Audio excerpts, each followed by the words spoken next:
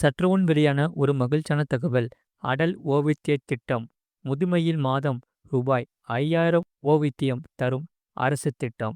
அது எப்படி என்று இங்கே பார்ப்போம். அதை பார்க்கறதுக்கு முன்னாடி நீங்கள் நம்ம சேனலை சப்ஸ்கிரைப் பண்ணாமல் இருந்தீங்கன்னா மறக்காமல் லைக் பண்ணிக்கோங்க, சப்ஸ்கிரைப் பண்ணிக்கோங்க. உங்கள் ஃப்ரெண்ட்ஸ் அண்ட் ஃபேமிலிக்கு தெரியப்படுத்தும் ஷேர் பண்ணிக்கோங்க. வீடியோவை கடைசி வரைக்கும் முழுமையாக பாருங்க. எதிர்காலத்தை பற்றிய கவலையும் அதற்கான ஏற்பாடுகளை செய்ய வேண்டும் என்ற எண்ணமும் அனைவருக்கும் உள்ளது. அந்த வகையில் சரியான ஓய்வூதிய திட்டத்தை தேர்ந்தெடுத்து முதலீடு செய்தால் வயோதிகத்தில் நிலையான ஒரு ஓய்வூதியத்தை பெற்று நிம்மதியாக வாழலாம். குறைந்த பிரீமியம் செலுத்தி வாழ்நாள் முழுவதும் ஓய்வூதியம் பெற அனுமதிக்கும் ஓய்வூதிய திட்டத்தை நாடும் நபர்களுக்கு அடல் ஓய்வூதிய திட்டம் ஒரு நல்ல திட்டமாக இருக்கும். அந்த வகையில் 2030 முதல் 2031 வரை அடல் ஓய்வூதிய திட்டத்தை தொடர மோடி அமைச்சரவை சமீபத்தில் ஒப்புதல் அளித்துள்ளது. இது அதிக மூத்த குடிமக்கள் பயனடைவதை உறுதி செய்கிறது. இந்த அடல் பென்ஷன் திட்டமானது இந்திய அரசின் ஓய்வூதிய திட்டமாகும். இந்த திட்டத்தில் வங்கி கணக்கு வைத்திருக்கும் 18 முதல் 40 வயதுக்குட்பட்ட இந்திய குடிமக்களுக்கானது. இந்த திட்டமானது அமைப்பு சாரா துறையில் உள்ள தொழிலாளர்களுக்கு முதுமையில் வருமான ஆதாரத்தை வழங்குவதை நோக்கமாக கொண்டுள்ளது. இதில் 18 முதல் 40 வயதுக்குட்பட்ட அனைவரும் இந்த அடல் ஓய்வூதிய திட்ட கணக்கை திறக்கலாம். இந்த திட்டத்தில் சேர உங்களிடம் சேமிப்பு கணக்கு, அதாவது சேமிப்பு வங்கி கணக்கு, ஆதார் எண் மற்றும் செயலில் உள்ள மொபைல் எண் இருக்க வேண்டும். இது மிகவும் கட்டாயம். உங்கள் மொபைல் எண் மற்றும் உங்கள் ஆதார் அட்டையின் நகலையும் சமர்ப்பிக்க வேண்டும். உங்கள் விண்ணப்பம் அங்கீகரிக்கப்பட்டதும் உங்களுக்கு உறுதிப்படுத்துதல் ஒரு செய்தி வரும். அந்த செய்திதான் இந்த ஓய்வூதிய திட்டத்தின் கீழ் 60 வயதை எட்டும்போது உங்களுக்கு மாதந்தோறும் ரூபாய் 1000 முதல் 5000 வரை ஓய்வூதியம் கிடைக்கும்.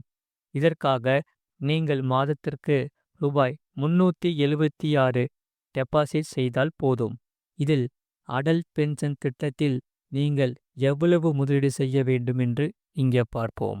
அடல் பென்ஷன், அதாவது அடல் ஓய்வூதிய திட்டத்தின் கீழ் ரூபாய் 1000 முதல் 5000 வரை மாதந்தோறும் ஓய்வூதியம் பெற முதலீட்டாளர்கள் மாதத்திற்கு ரூபாய் 42 முதல் 376 வரை முதலீடு செய்ய வேண்டும். இந்த தொகையை முதலீடு செய்ய முதலீட்டாளர்கள் 18 வயதில் திட்டத்தில் சேர வேண்டும். முதலீட்டாளர் 40 வயது மற்றும் அதற்கு மேற்பட்டவராக இருந்தால் அவர்கள் 291 முதல் 1454 வரை மாதந்தோறும் பங்களிப்பு செய்ய வேண்டும். அதிகபட்ச பங்களிப்பு பொறுத்தவரை 5000 ஆகும். இந்த அடல் ஓய்வூதிய திட்டத்தின் கீழ் ஒருவர் முதலீடு செய்தால் அவர்கள் குறைஞ்சபட்சம் 20 ஆண்டுகளுக்கு முதலீடு செய்ய வேண்டும். முதலீடுகளை மாதந்தோறும் 3 மாதங்களுக்கு ஒரு முறை அல்லது 6 மாதங்களுக்கு ஒரு முறை செய்யலாம். இந்த தொகையானது தானாக டெபிட் செய்யப்படும். பணி ஓய்வுக்கு பிறகு பணியாளர் விரும்பும் ஓய்வூதிய தொகையை பொறுத்து இதில் கழிக்கப்படும் தொகை இருக்கும். ஆகையால் 25 வயதிலிருந்து இந்த அடல் ஓய்வூதிய திட்டத்தில் மாதத்திற்கு ரூபாய் 376 டெபாசிட் செய்தால் 60 வயதிற்குள் வசதியாக மாதத்திற்கு ரூபாய் 5000 ஓய்வூதியம் கிடைக்கும். இந்த திட்டத்திற்கு 35 ஆண்டுகள் முதலீடு செய்ய வேண்டும். கணக்கிட்டால் வட்டி உட்பட இந்த ஆண்டுகளில் ரூபாய் 1,57,920 சேரும். இந்த அடல் ஓய்வூதிய திட்டத்தின் கீழ் வருமான வரி திட்டத்தின் பிரிவு 80C கீழ் ரூபாய் 1,50 லட்சம் வரை வரி சலுகைகளை பெறலாம் என்று சொல்லப்படுகிறது. மறக்காமல் நீங்கள் லைக் பண்ணிக்கோங்க, சப்ஸ்கிரைப் பண்ணிக்கோங்க. அதே சமயம் தங்க முதலீட்டாளர்களுக்கு ஒரு மகிழ்ச்சியான செய்தி வந்துவிட்டது. கடந்த சில தினங்களாக தங்கம் விலை சரிந்து வந்தது. கிட்டத்தட்ட ஒரு சவரன் 22 கேரட் தங்க நகை ரூபாய் 1,30,000 மேல் விற்கப்பட்ட நிலையில் 3 நாட்களில் ரூபாய் 20,000 மேல் குறைந்தது. அந்த வகையில் நேற்று 1,11,600க்கு விற்கப்பட்டது.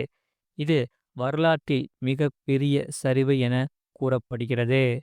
அந்த வகையில் செவ்வாய்க்கிழமையன்று தங்கம் விலை மீண்டும் மெல்ல மெல்ல உயரத் தொடங்கி உள்ளது. இதில் இப்பொழுது 1 கிராம் ரூபாய் 80. 22 கேரட் உயர்ந்த சவரனுக்கு 720 அதிகமானது.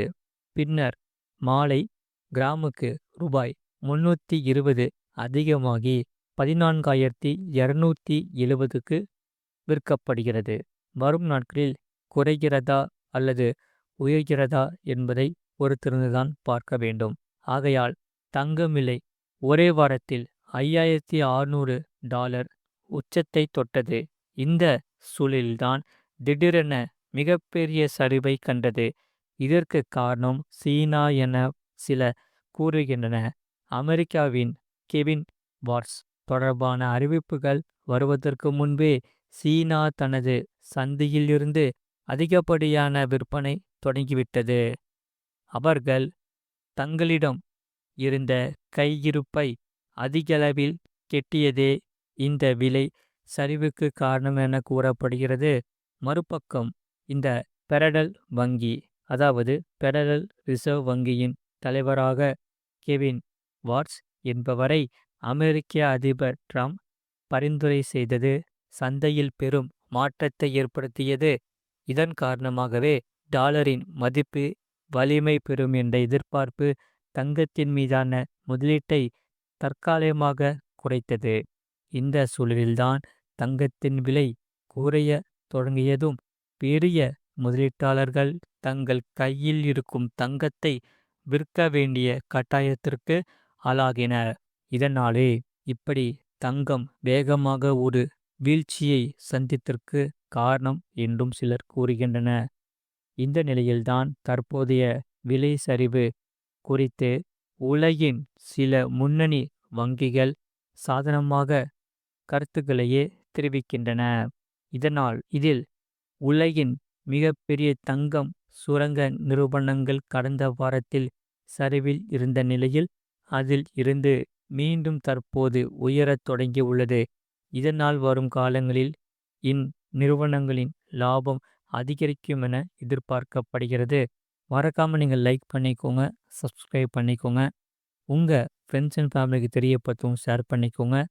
இந்த செய்தியை பற்றி நீங்கள் என்ன சொல்கிறீங்கிறத கமெண்ட் செக்ஷனில் கமெண்ட் பண்ணுங்கள். அதே சமயம் அடுத்த வீடியோ என்னென்ன போடலாங்கிறதையும் கமெண்ட் செக்ஷனில் கமெண்ட் பண்ணிக்கோங்க.